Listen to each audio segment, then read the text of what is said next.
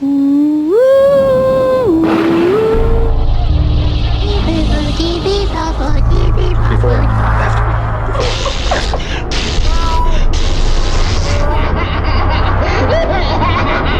turned out to be completely unreliable assholes. Hey, good morning, Tim. Hi, Ryan. And hello, everyone listening. Welcome to episode 17 of Dismembering Horror. I am your host, Ryan. I'm really upset, Tim. Really upset, Tim? Uh-oh. Yeah. Why are you so upset? Because I haven't been feeling very good, and I thought it was maybe just a little sinus infection, but it turns out it's fucking Satan. Oh, you're possessed. Yeah. Great. Do you know how to speak Spanish, too? No. That's why I thought it was a side effect in the film that we watched. Backwards Latin. That's all I got. We actually sat down to watch and record the film we're going to be speaking about a couple of days ago. Yeah. But it didn't end up happening. And I'm kind of glad it didn't end up happening because Tim and I ended up watching an episode of, what's his name, Zach Bagans. Bagan, I think. Zach Bagan? Bagans, Something like Ghost Hunter Adventurers. He was Adventures. He was Ghost Adventures was his first one. And this was the show where it's like their little museum set up in Las Vegas. That's right. Yeah. But watching that episode got Tim and I talking about our real life paranormal, supernatural experiences that we both have. And I think that was good for us to share and hash out. And that was fun. We bonded so much over paranormal experiences. Well, it was pretty cool because Tim was like, oh, yeah, I saw a ghost a couple weeks ago. And I'm like, I've always been kind of a skeptic, and I mean, I think it's cool, right? Like the idea of it, and you know, I think I've said this before. I'm not big into the ghost story movies, but I do actually love like the ghost hunter stuff. Mm-hmm. Like the idea of that moment that you are faced with an unreality that you know, like we live in a world where we think ghosts don't exist. Or a lot of people do, that the idea of the moment when you see something paranormal happen, like, is so exciting to me because it shouldn't happen, right? Yeah. And so I've always thought to myself, like, I don't really think there's anything, but if there is, that'd be cool. And I'd probably freak out and, like, have, like, some intense, you know, I don't know, run away or scream or whatever. And I was just sort of articulating, I feel like that's a sort of widespread misnomer we have to say what Tim just said is a skeptic's point of view. Because I'd say I'm the skeptic for being skeptical of that quote unquote skeptical point of view. You see what I'm saying? Say that again? I had a better way just to say it. But you said you said a person being confronted of what's supposed to be unreal. Right. To think something is supposed to be a certain way is the opposite of skepticism.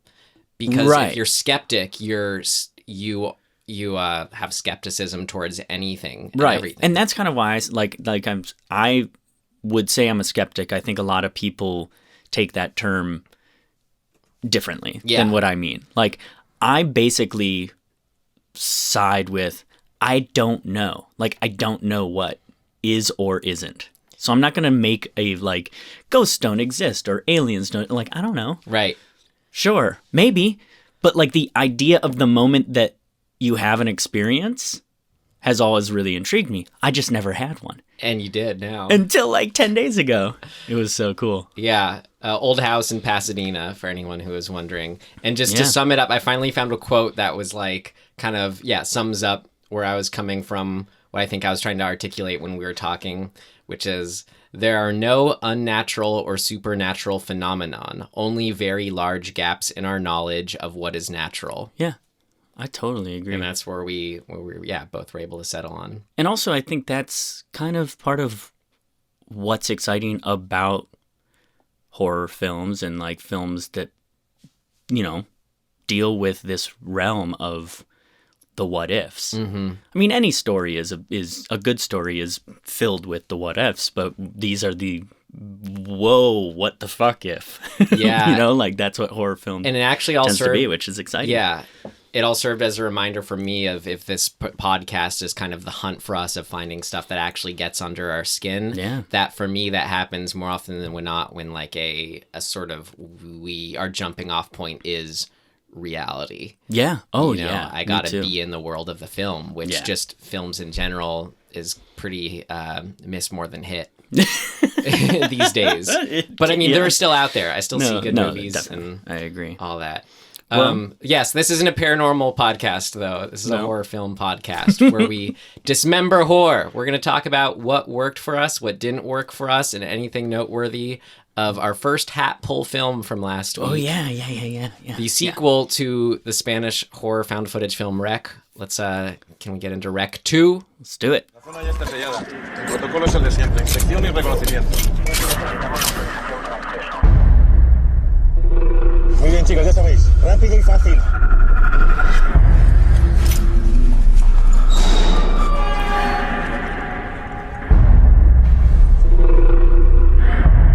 Sabe cómo funciona. Documentación exhaustiva, así que grábelo todo. Esto está demasiado tranquilo.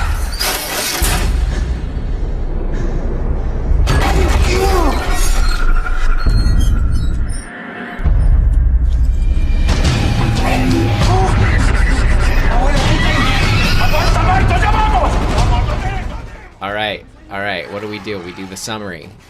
Oh, man. Can you do it? Yeah, I can do it. Okay, ready? Here we go. Moments after the events of Rec 1, where an apartment building has been locked down because of an unknown infection, we join the, what would you call them, like a SWAT team? Yeah. Yeah, we join a SWAT team and a member of the Ministry of Medicine or something like that. Yeah. Health person to go in and check out the scene. And really, oh man. That's about it. I'll tell you what, here's what this whole movie is. This is my summary of this movie. Go upstairs, come downstairs. Go back upstairs, come downstairs. Go upstairs, come downstairs. And each time someone dies or almost dies. Yeah, exactly. And people yell. But there's some big revelations. Yeah. Oh, that's a double entendre. Right. And that is the first revelation. Maybe that's part of the summary, is that they discover that the virus is a viral born demon possession. Right. It's like, as if you were able to like take Reagan's blood and like, inject that as a virus into someone else. Not Ronald Reagan. Jesus. Right. Well, hopefully you watched it. Again, that's what we made of Rec 2. That was our summary. Yeah. I mean, I think it's important that the task, like the task that sort of is the catalyst of the rest of the movie, is we got to get the blood. Yes. So all of the story stuff around that sort of, it comes and goes, but that really is, if you're plotting it out like point A to whatever, it's kind of a get in the house, find the blood, get out of the house. Right. That's kind of it. Except for there's somewhere in between there, it stops, and then our summary would be kids just want to do something cool. Yeah. Kids just want to have fun. Yeah. Okay. Well, how do you rate it? Would you avoid it to your? And this is you talking to yourself, Tim. A reminder to you and our listeners. This is straight up rent for me, because I it's definitely worth seeing. Yeah. This is also a straight up rent for me. This is on the mid to higher end of a rent. While The Ritual is kind of my baseline of like a low rent, where I'm like, it's got like the cool like monster effects and some like fun casting at the end, but that's about it. So like, and it wasn't horrible, by any means. So rent it. But this was like cool. It's It was here. So here's basically this is my overlying where I'm going to be coming from for this whole review is it was, and this is what the filmmakers stated they set out to do, but it was an action horror. As this is the aliens to the alien of this is the action horror compared to like the actual kind of horror suspense, vague stuff all abounds. So that just made it not very like creepy to me or scary. It just made it cool and fun. Yeah. And so I guess I want to set up too how much I loved the first one, and that's where I'm coming into this one. Yeah. So we have different stories on this. Yeah. I watched the first one. I think it might have been when it just came out or just before it came out, because I was interning at a production house that was remaking the film. I found out later. Oh, sure. Into quarantine, and me and the few other interns there, a couple other interns, were like, "Oh, can you watch this?"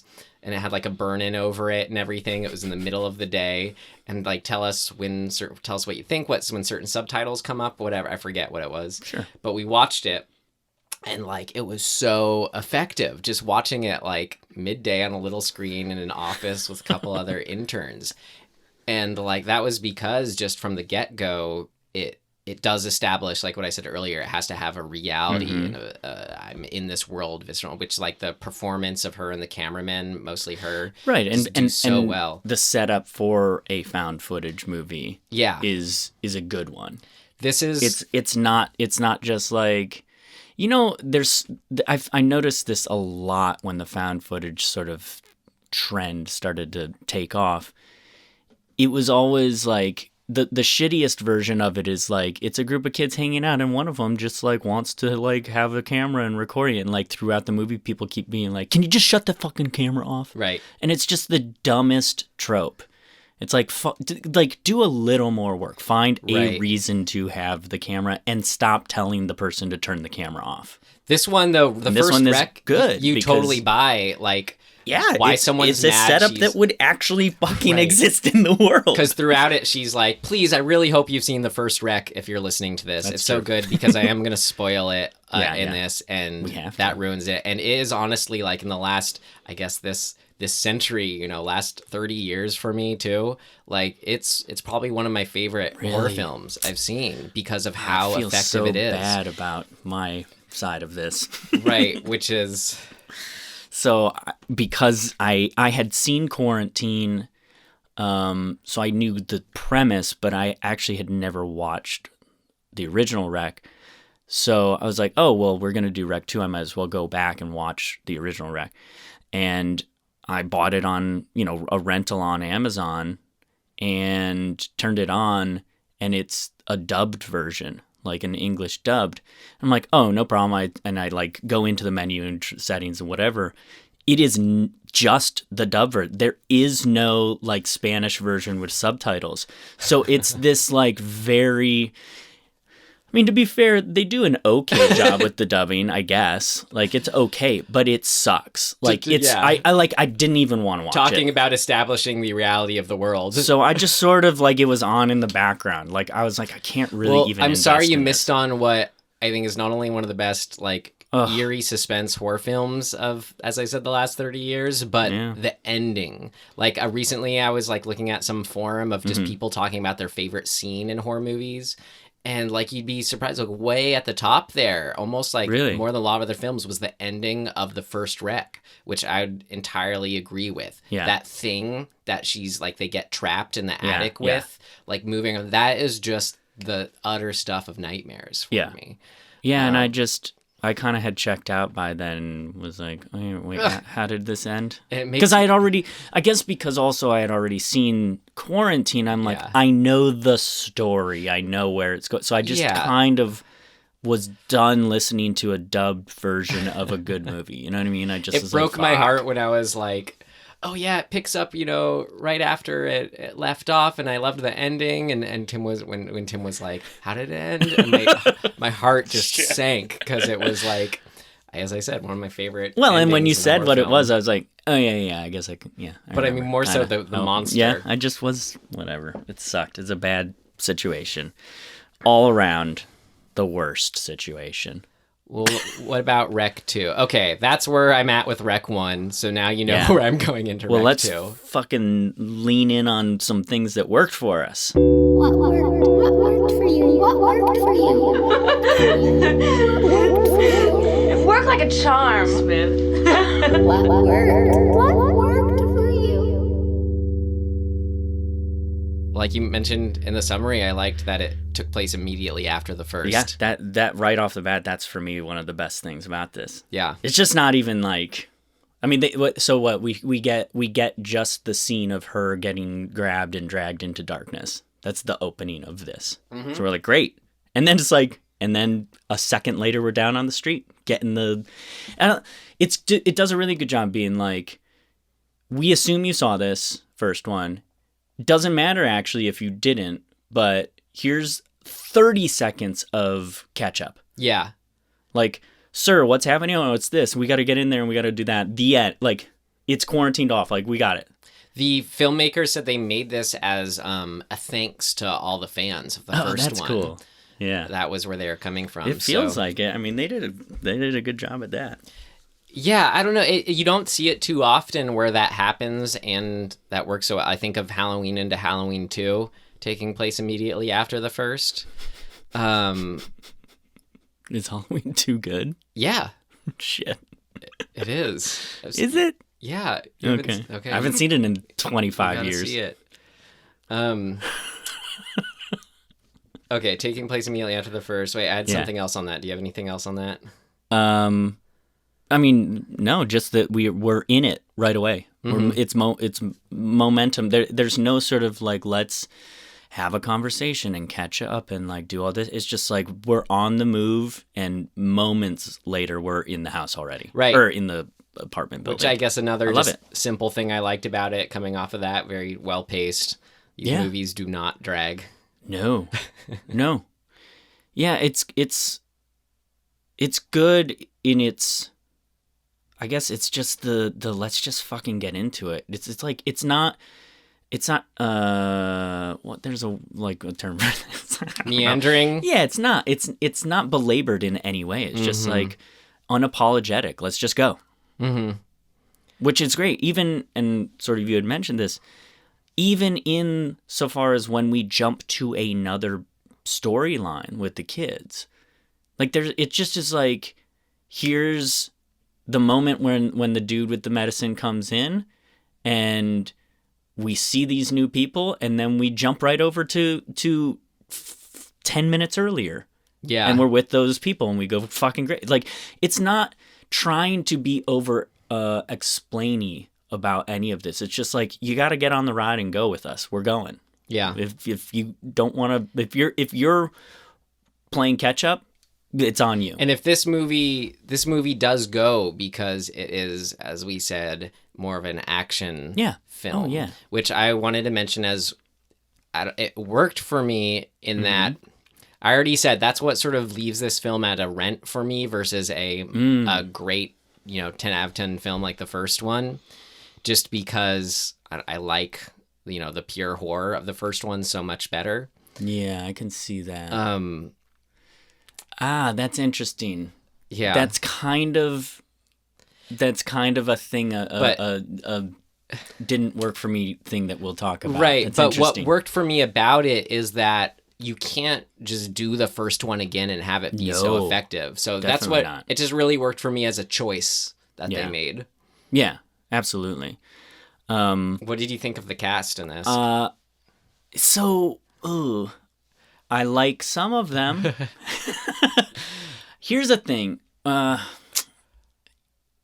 There's a bit of schizophrenia for me in this movie because there are like pieces of things that I like, but like the other side of that same coin, I'm not in love with. So Yeah. it's hard for me to almost give the what worked Me too. without giving the what this is didn't the work. first time it's very we've kind strange. of come across this. Yeah. Well, what? Okay, so I can say definitively Yeah. a thing. Actually, this has this too. But fuck, this is. I gonna be liked, hard. of course, the main woman who comes back, Angela. Oh, totally. But that's such She a anchors it. that's Duh. third act, right? I mean, but no, kinda. I actually really liked. You know what? I didn't necessarily pick up on how much I like the performances or not, but I say cast versus performances because I loved the casting of like the main people were with the cops and the priest / health representative. Right. They had those like distinct faces. Yeah, like, there's a good ensemble feel to this where nobody really sticks out. You're never really sort of, I guess, with the priest guy, you're kind of following him, but I never felt like one person was like the main character in quotations. Well, it's good use of when you have a handful of more character actors, right, and just enjoying them being them, I suppose, and looking at them, having memorable faces, having fun reactions, all that good stuff. Which for this kind of film, almost kind of like Aliens, you need it. You know, again, we'll compare it to that. You need your Bill Paxton. Exactly. Freaking out. Right. They were all really freaking out too. I guess understandably. Yeah. So one thing that totally worked and is one of these coin things for me, like two-sided things, but the worked part about it is how they upgraded the filming of it. It's just it's you know, the premise is that it's one of the cops has a camera with them, but each of them also has little headset cameras. Mm-hmm. But the quality of the main camera, I think it's Marcos or it's like they brought on an actual cameraman. Yes, and it looks fucking awesome. Like the vast majority of it, like all the stuff that's through that particular camera, it's such a well balanced visual when it's that guy's camera. Mm-hmm. The lighting, and I'm not like, dude, how they lit this, like going up and down the stairs and having things feel dirty and raw, but like beautifully colored. Yeah. And like really well balanced lighting wise, even though there is no actual, in a lot of this, there's no definitive light source. And so there's times when like a helicopter is obviously circling around and you get these blowouts of light from the helicopter spotlight, but those are intermittent. And it's a very fucking smart device because it breaks up the fact that you are in this sort of like one palette of lighting most of the time, and then suddenly you get it this nice blowout of you know, something different.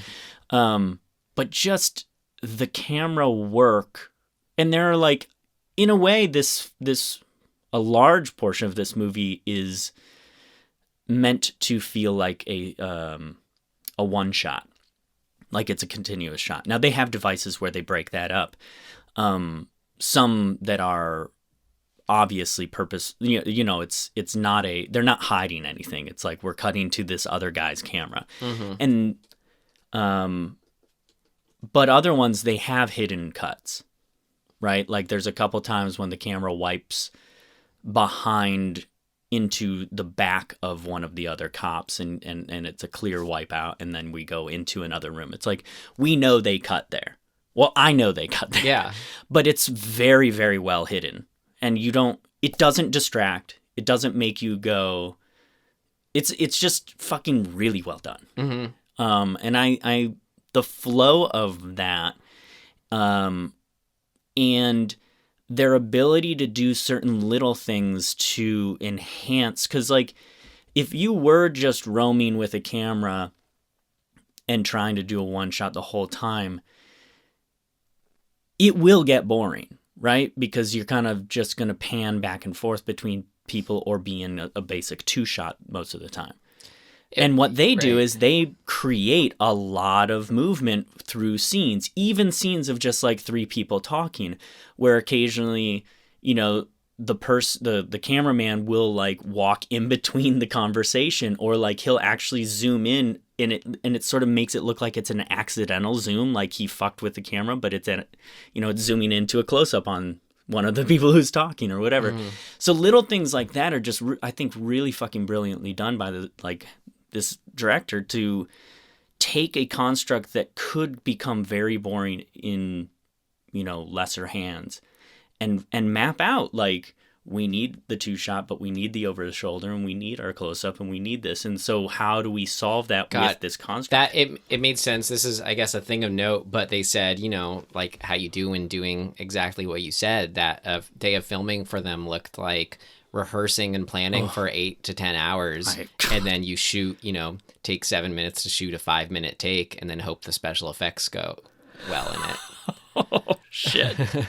That sounds like a fucking intense day. Oh, it's great though. Like, I don't know if you've done long takes, but not really. It's fun, and the actors are always like, "Oh yeah, it's like more like doing a theater show." That's true. I've only had one project where we had a long, big sequence with multiple people, and it was fun. Mm-hmm. Choreographing is important. Yeah, but I just love all the pieces. Anyways. Yeah.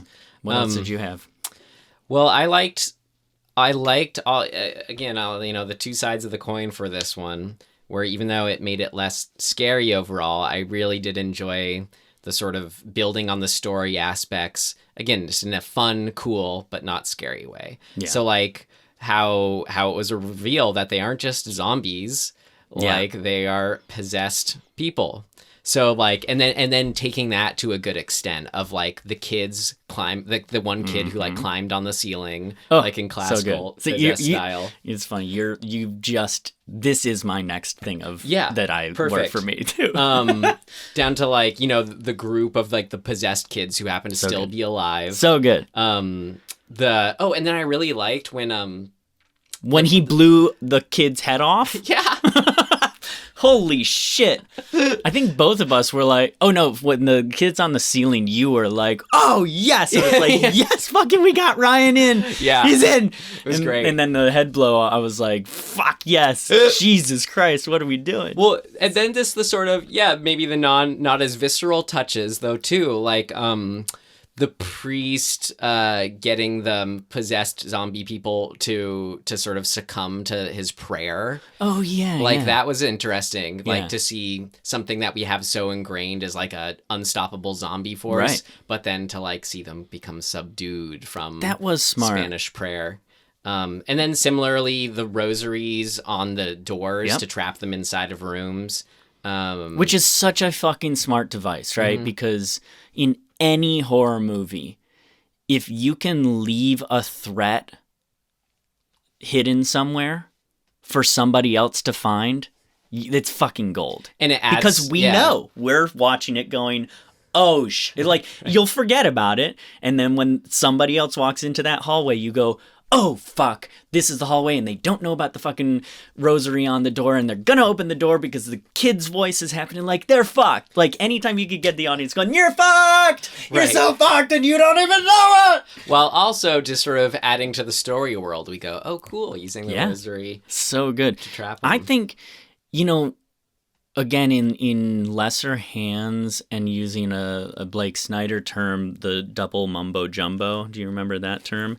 It's essentially like, it's the idea that you have kind of too many, you're doubling up on major themes. Like the example he gives in one of the books is Signs, where he's like, it's a movie about finding faith in God, but it's an alien movie. It's like those two things are they're kind of they're too big of concepts to live together, is his argument. I actually kind of like Signs, so whatever. But the doubling up. There was one more thing in Signs going on that you didn't mention, which is like the whole like getting over past regrets and the swing away and tying that to water somehow. Yeah. So I get it. And I when they introduced this idea that it's a demonic thing, I was like, this could be dangerous storytelling wise. If we're doing zombies, zombie infection, but we're also doing demonic possession, like it's treacherous. Like you could fuck that up and make it just a muddy mess. But they managed, I think, quite fucking well thought out to just be like having that scene where the priest pre him being a priest, when nobody knows he's a priest is what I mean. when he's telling them, you got to like document everything and get all the information and whatever. And we're getting stuff visually and him like saying that people are reading things and we're reading things and that stuff. And him just kind of quickly, it's like, you better get on the ride or stop watching this movie. Mm-hmm. And so something about the momentum of how they constructed that and him just being like, look, there was this girl, she was fucking possessed and the Vatican was all over it. And this one priest / doctor was trying to find the connection and we got the blood. And like, he just lays it out really, really concisely. And then we're on. We know what we have to do. And there's something about not belaboring all of that stuff that I think helps this to avoid the double mumbo jumbo stuff. Well, and this isn't exactly what you're saying, but you just made me think of something else that worked for me in this, like where even though revealing all these things I just talked about made it less scary, I did like how they were able, when you do that, kind of like when you look at any good like long-standing series, like horror series, like when we get to Friday or Nightmare on Elm Street Part 3 and learn all about Freddy's backstory. Like, you still have to retain, when you introduce more about a backstory or the greater world, you have to then still retain mystery on some level, on a next level. So what's the next stage? So what this one did for that I liked was who are the men in charge on this one. Like, we have this representative from the health organization apparently, but there's like seeing the operation play out and they control the police and they're, you know, there's obviously very, very high stakes that this character's under. And that all sort of pointed to this larger, like, conspiracy mystery, kind of the people who have this understanding. Is it the church? Is it like... Right. Yeah. I mean, just as a thematic thing to get under your skin of being like, you can't trust authority, you know, and there are people in high places who are sort of fucking around and manipulating things, and this is the result of that manipulation. Like, it went bad. Well, and it's also kind of, I guess what worked in both of them is like that question of like, that's clearly wrong in the immediate in all our human senses to keep this person trapped against their will in this building. Yet we understand the repercussions of if this were to get out. Right. Yeah. The impending threat is always there. Yeah. On a small scale and on a big scale in this. And I think actually sort of what they're really good, like this, they had to do it this way, right? Because like you said, you can't just do the first movie again. You have to, you know, add things and stack things up and make the ideas kind of a bigger thing. Like you have to scale up, for lack of a better term, in all respects. Otherwise, you do just get the same movie over and we'd kind of go, well, okay, whatever. Yeah. Great, I saw that one. It was much better the first time. And this, I think, them making that choice to say this is the Aliens to Alien, like that kind of construct, was the right fucking choice. Yeah. No question. It's great. I liked that rule or that gimmick I hadn't really seen, maybe outside of a video game, of they could only see certain things in the dark. That was... So I see you like it because it was novel? Yes. Cool. Yes, but I can see like where your little bit of hesitation was coming from as far as like when it's happening, you're kind of like, yeah, but wait, what would it feel like if you're touching it? Because it's like, how is that, you know, it's a physical space thing. It doesn't really make any sense. Correct. But that's, I think, also what I liked about it. Yeah, it's okay. I just gave into that. And then just sort of like to jump ahead more to the ending, but staying within these how the story was broadened. Her being possessed. So I wouldn't say it wouldn't work for me, but I missed her and like was sad that became her fate. But when she survived and survives, I'm like, if that hadn't been the case that she was possessed, I would have been mad because I'm like, how the hell would she have survived that ending? Yeah. Like it would have totally, ruined that original ending for me if it was just like she somehow scurried away at the end. Like, no, like retain the horror of she was pulled away to her doom. Especially if it had been like, oh yeah, I've just been hiding this whole time. It's like I'd be pissed. Yeah, I'd be like, no. You have to give us more than that. Right. That's not fair. Which I have two more things that worked for me. One comes directly off of that, but is kind of more the ending. But then another little really quick thing I feel like I just want to get out of the way that worked for me, which was you should do it. I'm gonna do it when the one kid out of all the kids who was kind of like the most jerky asshole one.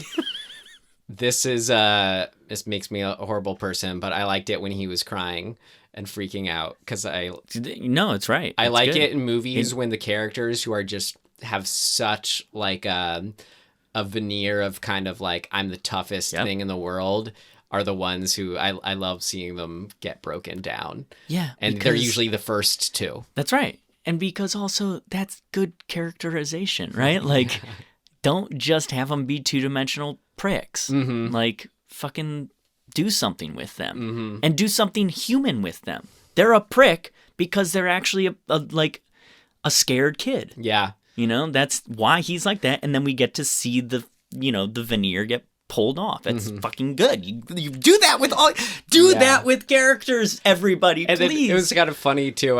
He's kind of like this punk kid with piercings, and to see that as a possessed being in the chair. Yeah. I really liked. I was really happy that he got possessed because it just was satisfying. And like it also in the same way, Exorcist sort of way when he gets real vulgar and everything. It is still unsettling to see a young kid being like out of control and saying things that kids don't say. Like, right. It's just a really fucking effective thing. The attack on innocence. Yeah, exactly. It's unsettling. So yeah, I like that quite a lot. Do you have anything else in things that worked? Because I would like to have the last one to transition us into the next one, if that's all right. You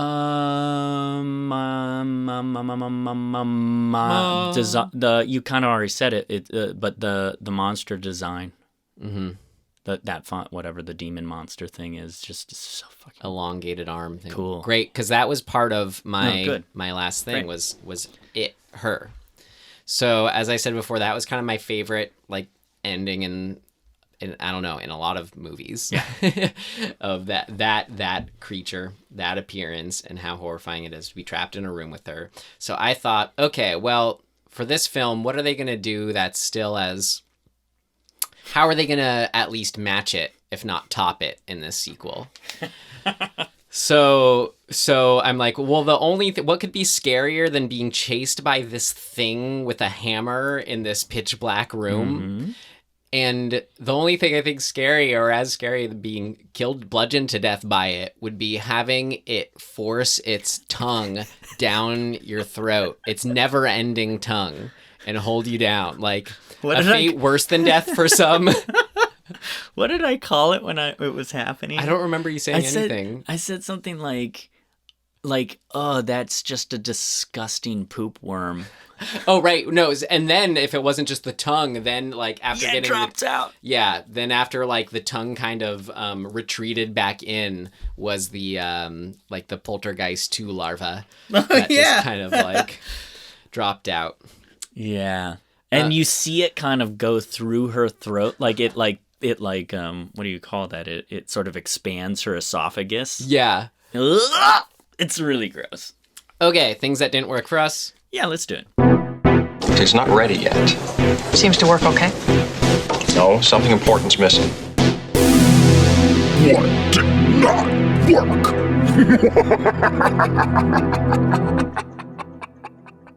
So I know I've done this before, but similarly, that moment also did not work for me.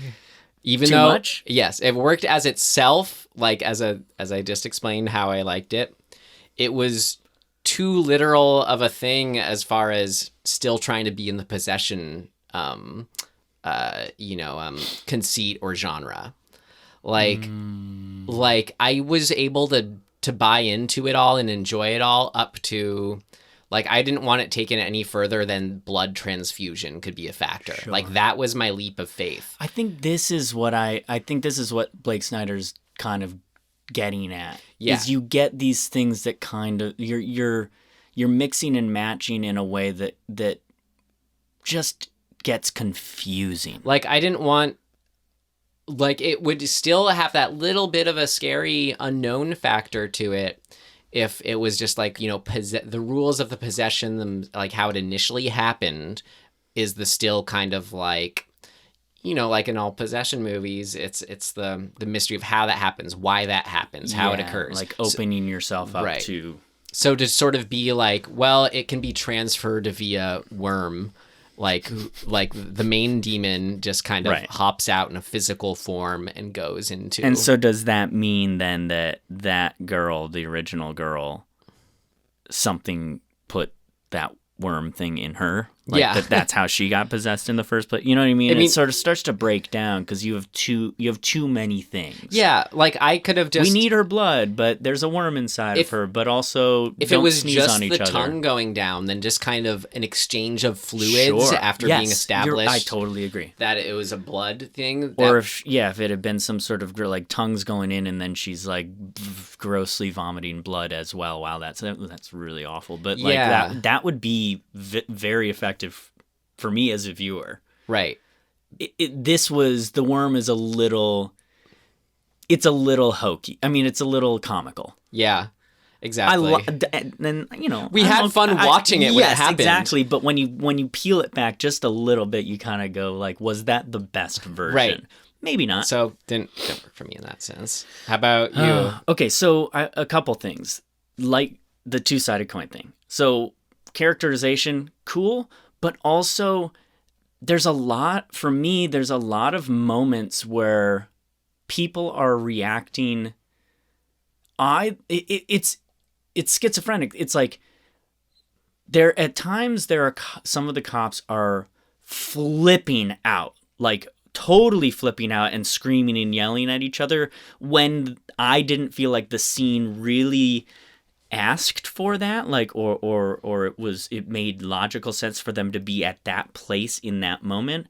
And then conversely, there are times when, like, the priest, for example, when the blood test tube is shattered, he's like not that mad about it. He's like mad, but he's like, he doesn't match the tone of the moment. I thought he kind of flipped out. For me, not enough in relation to what we had seen as a flip out by another character. I think that's what it is when you have certain characters who really do flip out in a scene, and if what they're flipping out about is not necessarily the biggest deal, then when the biggest deal of the movie happens for one of the other characters and they don't flip out in a way that sort of matches tonally, it makes for a moment of me going like, wouldn't you be more upset? Because we've already seen somebody be really upset, and you're not, and this is a way bigger deal. Yeah. I guess it's to me, it's just a little bit of an inconsistency in tone. So that's not to say I didn't like the characters, because I did, but there's that kind of stuff. It's head scratchy to me.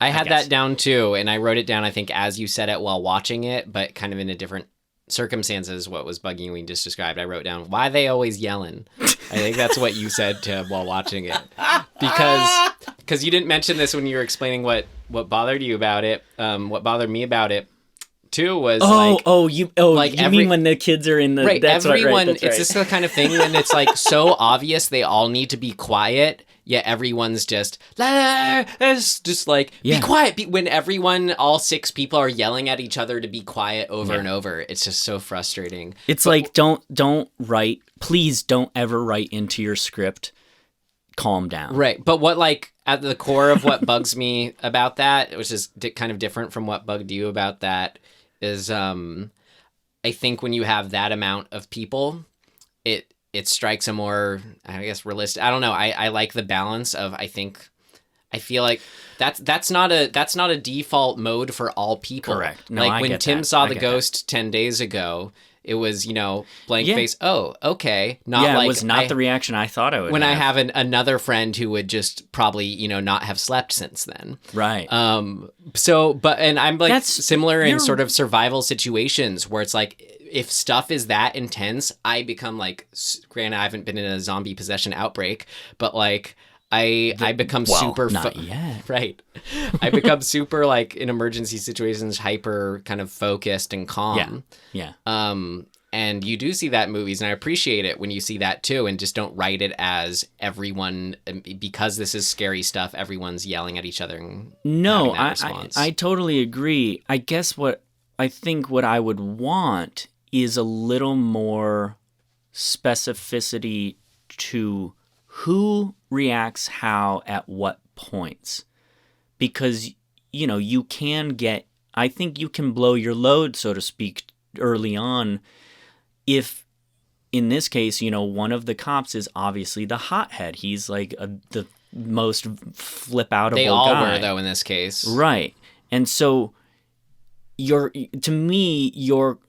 setting a tone that you can't match later, even in kind of like the priest's character is fine if he's not the type to flip out, but we didn't even get a moment to see his version of his most flipped out. Mm-hmm. I think it's undercutting a more important moment at times. I feel like that's tricky. You got to find that balance. I feel like we're both remembering the priest character as different or took different things away, because I remembered him being just as kind of yelly and obtuse as everyone else. I felt he was a little stony at most of the time. Like, he's an interesting looking guy. Well, I guess we're kind of on things that didn't work for us, maybe about how the characters were treated or the performances. Yeah. I was bugged how, like, this was a weird way to put it in my notes, very forgiving of the states. What I mean by that is, like, the possessed people, how they'd be like, just a little too long, like, excuse me, ma'am, excuse me, ma'am. I know, I totally agree. They're clearly like about to kill you or like not right, and you're still trying to like reason with them verbally. That happened on more than a few occasions. Now, my only rebuttal to that is those cops didn't see the first movie. Yeah. And so there's like, I can almost give them that, but I agree it was like a couple beats too much. That's it. They need to do it, but not quite as much as all I Because felt. there's a handful of moments when they use the infected coming at them, and you're like, you guys have guns, like, just blow their fucking heads off, right? And they let them physically inside the space, right? So I think that they were choosing form over function in the filming of this, meaning they want that shot of the face in camera, which, like super, super close up in camera, teeth, jawing right there for the effect of that for the viewer.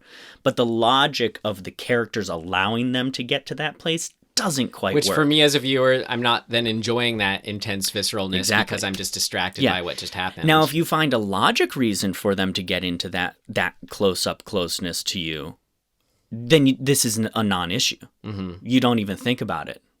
But when you forego logic of the character to get this visual, we're gonna notice, and we're gonna be like, okay. Instead of being like, oh shit, they're in your face, motherfucker. Right. Which when it happens in the first one was so good. Because nobody had a fucking gun, right? Like, there's like one gun in the whole first movie. Okay, I can kind of separate what didn't work for me from more like filmmaking on that level, and then more maybe on a technical choice side. Mm-hmm. So other things on the kind of character side, story side, writing side, were the kids going in there never quite worked for me. Like, yeah, it was kind of neat how they went for adding a different perspective to it all. Yeah. But like, it really felt like they were just like, oh, wouldn't it be cool if we could just do that? Or maybe we do need that. I would just rather, I don't know. It was just silly. Like the conceit of kids at the same night, like breaking in to videotape it. I would have just rather had the existing, right. I would have just rather had the existing camera already just come up with a new interesting way to sort of continue that or one of those characters. Or why not have the kids be like the naive son of the husband who's trying to deliver the medicine? Because it wasn't set up in the first movie. Well, true, but still, find a way story-wise. Find a way to actually not just have them be dumb kids, right? Like we're reducing them too much. Like, let's say we had the guy in the first one, the husband, who went out to get his whatever. Have these kids be fucking neighbors or kids that know the daughter who's in there, and they see that the cops say, or the firemen say, you can't fucking go in there. Yeah, and the guy gives up. He's like, he's people who want to videotape for videotape. Yeah, he's melting down, and he puts the medicine down to like cry or whatever, and the kids are like, "This is so fucked up, dude. Let's fucking be good people because everybody else is being an asshole. Let's grab that fucking medicine and take it in there because everybody sucks." Like remember when I'd be that alone, I'd be like, okay, sure. Yeah, they're dumb, but like when they first appeared and like from peeking out of the staircase, and the SWAT guys who were with yell like, "Who the hell are they?" Like. I just like rolled my eyes. I'm like, yeah, who are these kids? Like, why do we need? I was just not having it. Yeah. It's a bummer because I mean I like this movie. I don't want to find things that didn't work. But, because I really appreciate what they did. Here. But yeah, no, I know. It bums me out. I guess is all I'm saying. It's like they're just a little closer. Right. It would have been awesome. The surprise. This was I was like trying to break down how the surprise moments and sort of like sudden scare moments of like, okay, we're in the middle of the scene, and then all of a sudden this thing jumps out like that. Those felt too orchestrated for me. I'm trying to even think of like a specific one. Right. I mean, whatever they have, like it's a rec thing. You're right. It's a rec tenant. Yeah. So I was trying to think, okay, well, to try to break down what wasn't working for me about them, since they also happened in the first one and was working for me. I was like, well, what was working about them in the first one? And it's that there was actually a baseline of suspense for me in the first one. This one was so just much in the vein of I am just watching stuff happening. Yes. It would just sort of felt like a sheer just kind of pacing, just kind of like, okay, and now this is happening at the right time. In a way, to me, it felt a little bit like a video game. Yeah. Where you're pushing through and you know that you're going to have to shoot some things. They're going to come around the corner as you scroll. Right. But I mean, I've in a high school, I was really into horror video games. Well, I'm not bemoaning it. I'm just saying that it has a similar, No, I'm saying sort of construct. Like I just remember as a kid playing the old Resident Evils, and there was way more of a baseline suspense and eeriness than in Rec 2. That's interesting. That's true. Why is that different? Well, because I think, as we'd already said, this was just in the mode of an action movie versus a horror. I mean, it's action horror. It's certainly still a horror film, but as far as being baseline, the creepy that lends itself into suspense, that just wasn't there at all for me in this movie. Yeah. It was more like, okay, we shot that guy's head off, or that kid's head off, right? We had the kid crawling on the ceiling.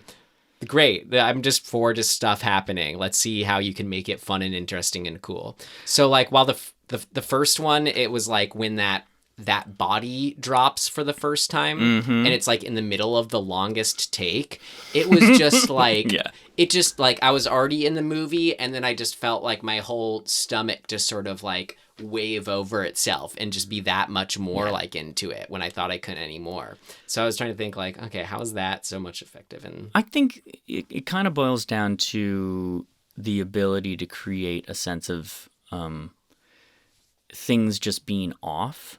just slightly. That sort of is what primes the pump. And because we're going into this one primed, like we already know that I think they just were like, you know, let's just plow ahead and not try to recreate some sense of unease. Mm-hmm. Like, let's just get on the fucking train and go. Right. Which is fine. Yeah. But I see what you're saying. They sort of chose to not do that thing, to not use that. And another part of, I think, why, it wasn't clicking quite that other way was, and this is getting now more into the filmmaking side of it. We already said didn't feel as real as the first one at all. Like, it is a different style, and it was cool. I agreed with you and appreciated what you pointed out as far as how beautiful it really was to look at and such. But not only like were the cameras kind of too slick for me to like look at it as like an actual found footage movie. That was just more kind of a style of like the storytelling versus an aesthetic. But like where it really lost me and why I put this for what didn't work. I'm almost sure you're going to say the other side of the coin for me on this one. Like the intentional sort of camera jitters and effects that was like the effects of the camera, like breaking and just, and having those sounds, right, which were just so like just forced and don't happen. Well, and even further when they're like patch in this other guy as if they're all seeing what's being filmed. Oh, right. And I was like, what do you mean? Like, I get it. You needed to come up with a device to see a different camera angle. But the cameraman would be seeing it and he can tell them if there's something going on. I guess. Yeah. Is the cameraman looking through a viewfinder the whole time, or is that just his like shoulder cam? No, it's a camera. Okay. Yeah. There's like, because I saw like one shadow of him at one point where I was like, oh, he's holding a camera. Mm-hmm. That's why the but quality even was different. so, this conceit, I guess, of saying patch him in, and then us getting this like, and then like a little waveform like visual like thing and the other person's camera, I felt was a little too on the that was kind of nose. icing to the cake to what I'm really what irked me though about it was just more the kind of like the for effect camera breaking things. Sure.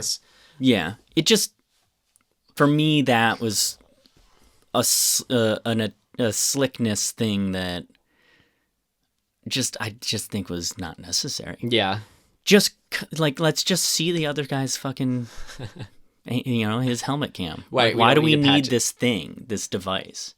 Well, it's because if it's staying true to the found footage, then this is all footage that was recorded to that camera. But so it had to get patched in. Do you need to say it? Does it need to be stated in there? Right. I guess we could have. That's to me. I'm not sure. Like, you're right. We could have believed that the individual head cams were recording onto their own device. Whatever. I don't know. Yeah, but just the fact that it gives you a little bit of pause, sort of, to me, is like, oh, it's not quite working. Yeah. Sort of, again, similarly to camera stuff, production stuff, it was kind of ironic that with this being a higher budget, the long takes, they didn't work as well for me in this one versus the first. Like, even though, which is funny because, like, you have the first one that was pretty low budget, yet they orchestrated long takes that were more impressive to me and actually went on longer. And you could sort of, like you had already said, you could kind of like see where they'd cut more often in this one. Like, I would have hoped that with that budget, they would have pushed doing more with it, but it's sort of just been like actually their bigger budget and having more things to sort of wrangle actually hurt it as far as the long take angle. Well, and also at a certain point, I think the novelty of the long take. Yeah, but like there's got to be something to it, right? Doing it just for the sake of doing it is always, I think, very treacherous. But I think you should. But it's such a thing for these films that feels like is that you should, and I think they sort of more found a way. It's like, we should do it for the sake of doing it because that's what this That's what movie this is. right? Yeah. So now let's figure out a way to make it work and use the budget to make it allow for that versus being hurt by like we had to rebuild the stage of the attic in order to do all these things. So there's like a clear cut then, like, I don't know. Yeah, I'm with you. Do you have anything else that didn't work for you? Because we should Not really. Just what we had mentioned earlier, the story thing of the invisible and the monster can only be seen. What is the fucking conceit? The monster can't be seen in the light. But nor could certain things in the like a wall or something. That part of it just, I think, falls a little too far on what the fuck. Like, I can't even quite grab it because the lights are off. No. It just doesn't, it was a little too thin of a thing. Like the guy getting pulled into the water, but like so what is that quote unquote dimension of the non-light dimension? Right. Like what are we getting at? It's funny because I think that I did enjoy all that about that. I'm okay with it, but I don't want to walk away kind of. Well, I don't think it's the kind of thing you figure it out. I don't think it's the kind of thing you can't, like, what if they said like, oh, it bridges the gap between our dimension and like, no, like, true. It just any explanation would have made it not work. There's a visual way to like, I don't know, do something cool with it. I don't know. It was a little off, I guess. It just didn't quite land for me. Well, how about, almost gonna sneeze, things of note? Can we do that? Yeah. Things of note. Things of note! This should be interesting. I guess I kind of already said this, but like, why exactly? This is gonna sound like things that didn't work, but this isn't what didn't work for me about the kids. I was just trying to figure out and wanted to check in with you. Why exactly did the kids break in? Was it to do something cool? I mean, they sort of are just saying like, let's go check out what's going on. Yeah. Okay. That's all I was wondering. I guess. It was just noteworthy for me to figure out. Was the risk worth it? That. I guess. Yeah. Was the risk worth the adventure? We lose the girl. We lose two of the kids, right? Like, at a certain point, they just disappear. Mm-hmm. Like, I forget what happened. What the fuck happened to them? I don't know. Their friend gets possessed, and we basically never see the two of them again. Yeah. Maybe that was, for the third one. Oh. No. Maybe.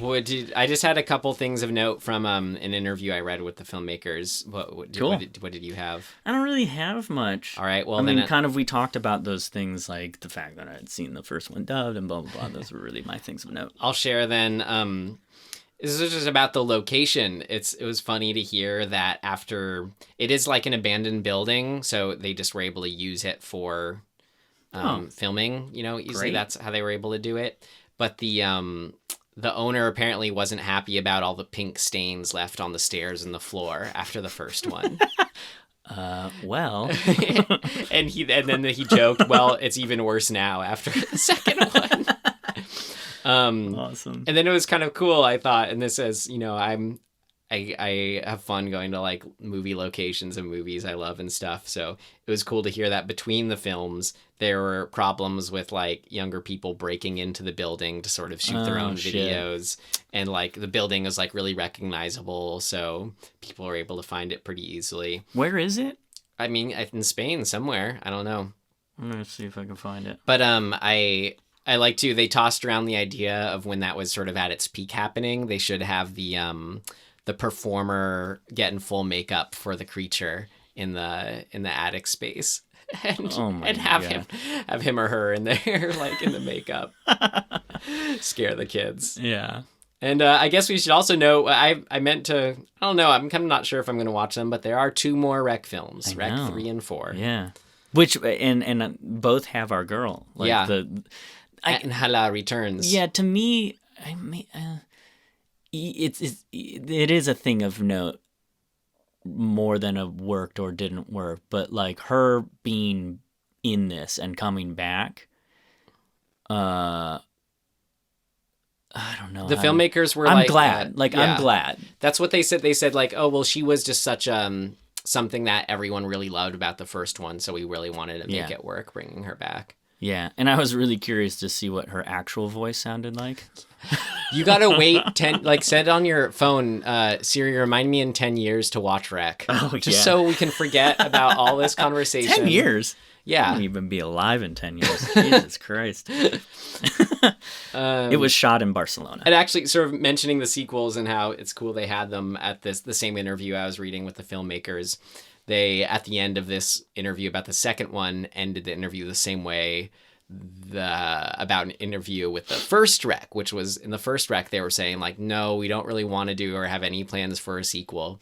And so on Rec 2, they were saying the same thing. No, we don't see ourselves doing a third one. Lo and behold. Demand, baby. Yeah. I'm trying to find the budget. It made 18.4 in the box office. They had an interesting marketing gimmick for Rec 2, which I didn't quite understand like what came of it, but apparently they just they put $5,000 of the marketing budget into like an award of money for someone who would put on the most interesting way to help promote the film. So that's pretty fucking I was trying to find what the winning one was, waiting for that, but I thought it was still interesting. Yeah. Anyway, great. Cool. What's your, can you recommend us anything that you've... Oh, because that's Rec 2. Shit, there was something. What the hell was it? What was it? Damn. I was watching something last night. Well, I have mine ready if you want to try to remember it. I've been catching up on some horror anthology films I haven't seen, and I finally watched ABCs of Death, which I was skeptical going into it, like all horror anthologies. But this one, what I loved about it, ABCs of Death, it was a good reminder how like in the short form, you can really feel more allowed to push boundaries of push people, risk offending people, all that good stuff. And the ABCs of Death totally like it did that so much entirely. Nice. And it was fun just for that. And it's kind of long because there's over 20 of them. So, but I recommend it to. Assuming you're a horror fan, you like pushing, looking at things you aren't supposed to. Check this one out. I just thought of something. I don't know why this made me think of this, but when I was a kid, I grew up. I was born in Indiana, and we moved when I was like 6. So like had early childhood memories from Indiana. And on public access TV in Indiana at this time, which is a while ago, there was a horror show, like a public access low budget horror show called Haunted Indiana. And I think, and I think I've mentioned this, like my brother basically, who's 4 years older than me, he like introduced me to all horror. Like he was like, we're going to get this, and like, just don't tell mom kind of stuff. But he definitely was the guy who got me to watch Haunted Indiana. And I'm like 3, 4, 5 years old when I'm watching this shit. So I'm a little kid. And years and years went by where I'd totally forgotten about this. But then in the age of YouTube and, like access to old shit, I started looking up some of these to see if they were anywhere. And the one episode that is the episode that like scared the shit out of me and stuck with me my whole life, and is the reason I do not like rocking chairs and like okay, rocking chairs. And I think the reason that I was scared to go to sleep a lot is this episode, and it is fucking on YouTube. It's called if you just type in Haunted Indiana, there's no other name, but it's the first thing that comes up. So I'm going to recommend that episode, and you'll see what I mean about like the kid going to sleep. Awesome. Fear stuff. I'm gonna watch This it. is like, I think I could point to this as being the original horror exposure that I got. This is it. This is where it all comes really from. something to owe to all those late night horror shows, horror host shows. Oh, so good. Well, Tim, I'm pretty excited to find out what next movies. Oh, Next week's Where did film. I put it? Oh, it's right here. We're pulling from our hat. It's your if you turn. missed last time, our new way of deciding next week's film is you're able to submit what you want us to watch. We have all our possible films we're gonna watch next, and a hat that I just pulled from. Oh, we're gonna watch another Spanish film, Tim. Nice. Elementary, the Blacksmith and the Devil. Yes, I've been it's on Netflix, and I've been wanting to watch it. And I keep resisting because I know it's on our list. Elementary. Fuck yeah, The cool. Blacksmith and the Devil. Far out, dude. You should watch it. It's on Netflix. Yeah. Great. So you all should watch it with us. The rec movies we should mention were just like all taken off. That's why at the beginning of this episode, why we were delayed in watching it, we like sat down to watch it on like Hulu or whatever, rent it, and I think just turning into this month December, they lapsed. So we went again to Videotech video rental store in Pasadena to rent it. Great, but next one's Netflix, so no excuse. Join us next time. Right. Get into it. Yeah, sounds cool. All right, you can find us at dismemberinghorror.com. We got our social handles there. Oh, yeah. We got those little tabby tabs up in the right corner there. Just click on those. You can read our little bios with our pictures. Yeah. That's fun. We got a whole... We're pretty proud of our splash image on our website. Put a lot of extra hours of Ryan telling me it's not good enough. But now it's great. But now it is great, so I appreciate you making me do that. And you know Photoshop now, too. That's true. Oh, shit. All right, well, yeah, join us next time for Elementi. Cool. Have a good one.